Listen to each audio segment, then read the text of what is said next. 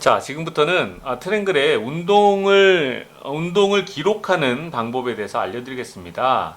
먼저 운동 기록하면 먼저 설명을 좀 드렸었는데, 가장 기본적으로 이렇게 세 가지 정보를 볼 수가 있습니다. 하지만 나는 좀 더 많은 정보를 보고 싶어 라고 하면 운동 기록 설정을 통해서 어떻습니까? 운동 기록 화면 설정을 눌러서 고급 화면을 선택을 하게 되면 나가볼게요. 자, 5개의 메뉴를 동시에 하나면에서 볼 수 있습니다. 자, 운동 거리, 현재 속도, 현재 고도, 현재 고도가 2개나 있네. 현재 고도 하나를 좀 다른 걸 바꿔보겠습니다. 뭘로 할까요? 현재 평균 속도, 현재 속도와 평균 속도, 소모 열량, 현재 고도, 운동 거리 또는 어떤 운동 시간 이렇게 정보를 바꿔가면서 활용할 수가 있고요. 운동 종목은 선택을 하셔서 운동 전에 꼭 활용하시기 바랍니다. 이렇게 GPS가 연결이 된 상태에서는 이렇게 GPS가 연결된 아이콘이 여기 표시가 되게 되고요. 여기 오른쪽에 보면 내가 그동안 운동했었던 총 거리가 표시가 되도록 되어 있습니다. 자, 그리고 자, 현재 GPS가 수신되니까 어떻습니까? 내 위치가 지도에 표시가 되어 있죠. 저는 지금 실내에서 그 GPS를 켜놓은 상태인데요. 원래 GPS는 실내에서 쓰는 게 아닙니다. 실외에서 쓰는 겁니다. 따라서 실내에서 GPS가 왜 안 잡히냐고 하는 경우가 있는데, 지금과 같은 경우는 매우 이제 특이한 케이스고요. 창문이 옆에 있다 보니까 GPS가 아주 미약하게 지금 잡힌 상태고, 정상적인 경우에는 이제 실외, 바깥에 나갔을 때 잡히는 게 정상이라는 거 꼭 기억해 두시고요. 자, 운동을 합니다. 걷기를 한번 해보겠습니다. 걷기에 스타트를 누르게 되면, 뭡니까? 이게 체중 설정이 나오네요. 자, 이 체중 설정은 왜 필요하냐면요. 여러분들 칼로리 소모량을 정확하게 계산하기 위해서 체중 정보가 필요합니다. 따라서 여러분들의 칼로리 소모량을 정확히 알고 싶다라고 하면 우리 트랭글 회원에 가입을 하실 때 여러 가지 정보를 입력하게 되어 있는데 거기에 성별 정보, 그리고 출생 연도 정보, 그리고 체중 정보 등이 정확하게 입력이 되어 있어야만 칼로리 소모량이 비교적 정확하게 표시가 될 수 있습니다. 요거는 생략을 좀 하고요. 자, 걷기 종목을 시작을 해보겠습니다. 자, 그러면 걷기 운동 시작 또는 아니야 내가 걷기가 아니라 등산이었어 라고 운동 정보 변경하실 수가 있고요. 걷기 운동 시작을 누르게 되면 운동이 바로 시작이 되도록 되어 있습니다. 요 정보는요 GPS가 수신이 되지 않으면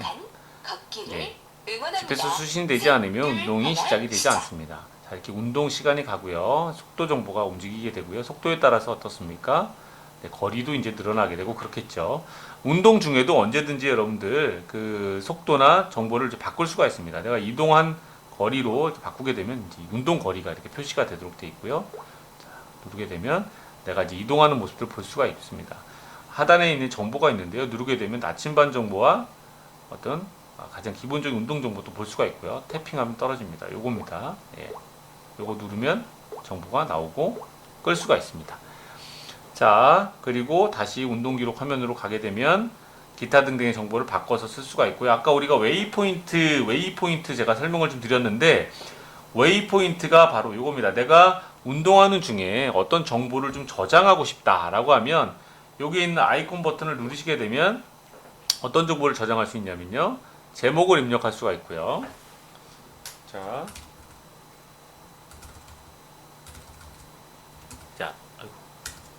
트랭글 입력할 수가 있고 또 뭡니까? 사진 정보를 또 넣을 수가 있어요. 사진 찍기 해서 제가 사진을 그냥 아무거나 하나 이렇게 딱 찍겠습니다. 딱 찍었어요. 그 다음에 이제 전 버튼으로 이게 좀 정상 사진이 네. 자, 사진도 찍었고요. 그리고 또 뭐죠? 네, 방향 정보도 입력할 수 있습니다. 이 방향 정보는 내가 이동하는 방향에 대해서 방향을 설정을 해 놓으면 나중에 이 트랙을 따라가는 누군가가 여러분들이 진행한 방향으로 음성 안내를 받을 수가 있는 아주 유용한 기능입니다. 그래서 사진을 찍어 놓고 제목을 적고 어떻습니까? 이 웨이포인트에 대해서 설명을 적어 놓으면 다른 어떤 분께서 여러분들의 트랙을 다운로드를 받게 되면 그 트랙을 통해서 다양한 정보를 획득할 수가 있는 겁니다. 웨이포인트를 찍으면 저장하였습니다 나오죠. 자, 그렇게 되면 내가 있는 위치에 웨이포인트가 저장이 되도록 그렇게 구성이 되어 있습니다. 당연히 중간 가다가 좀 쉬어야겠다라고 하면은 잠깐 쉬었다 가는 버튼을 좀 누르시게 되고, 그렇게 되면 상단에 휴식 시간이 카운트가 되게 됩니다. 그래서 트랭글은 운동 시간과 휴식 시간으로 구분이 되도록 되어 있고요. 순수한 운동, 이동하는 시간과 잠깐 휴식해서 멈춰 있는 시간을 따로 계산을 해서 알 수가 있는 겁니다. 운동이 종료가 되면 운동 종료 버튼을 누르시면 되고요.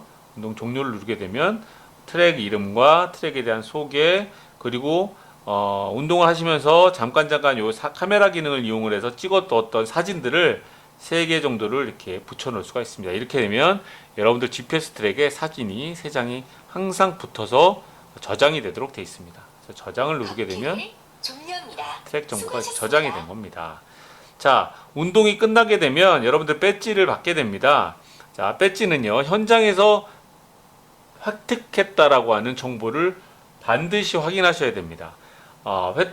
배지를 획득하지 않은 상태에서 자리를 이탈을 하거나 운동을 계속하게 된 경우 수동으로 배지 발급을 하지 않습니다. 따라서 배지를 반드시 확인을 하게 되고요. 배지 정보를 누르게 되면 운동을 통해서 획득한 배지 리스트들이 쭉 나오게 됩니다. 등산을 했을 때, 자전거를 탔을 때, 걷기 뛰기를 했을 때, 운동 기록 배지 또는 산행에 올라갔을 때 봉우리 위치 배지까지도 모두 이 정보에서 확인할 수가 있습니다. 자, 그래서 내가 운동한 정보와 트랙 궤적 정보를 보고 맞아, 이렇게 운동이 끝났어 라고 하면 반드시 등록하기 버튼을 눌러주셔야 돼요. 등록하기를 하지 않으면 트랙이 서버에 저장되지 않고 여러분들 폰 안에만 저장이 되게 돼 있습니다. 그래서 폰을 변경하거나 바꿨거나 아니면 잃어버렸을 때 당연히 트랙은 복구가 안 되고요. 또 가장 중요한 마일리지 제공이 되지 않습니다. 그래서 운동이 끝나고 나면 반드시 등록하기를 통해서 트랙을 트랭글 서버에 업로드를 하셔야 합니다. 그래야 마일리지가 제공이 되고 배지 랭킹 또는 배지도 발급이 되게 되고요. 그리고 마일리지 제공 및 순위가 올라가고 계급이 올라가게 돼 있습니다. 그래서 반드시 등록하기를 통해서 트랙을 업로드 해 주시기 바랍니다.